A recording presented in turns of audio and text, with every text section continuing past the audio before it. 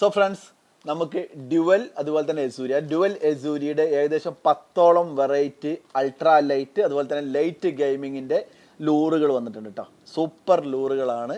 അതുപോലെ അപ്പോൾ നമ്മളിന്ന് പരിചയപ്പെടുന്നത് അതിൻ്റെ പോപ്പർ ടൈപ്പാണ്. അൾട്രാ ലൈറ്റ് അല്ലെങ്കിൽ ലൈറ്റ് ഗെയിമിന് ഉപയോഗിക്കുന്ന പോപ്പർ ടൈപ്പ്.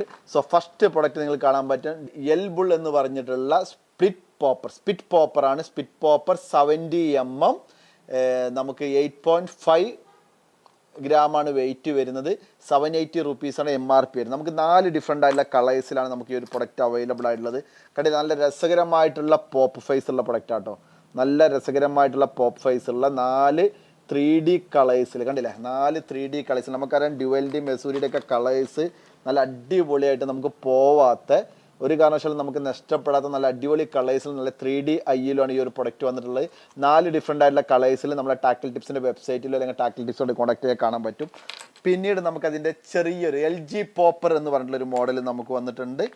LG പോപ്പറിൻ്റെ റേറ്റ് നമുക്ക് വരുന്നത് 700 റുപ്പീസാണ്.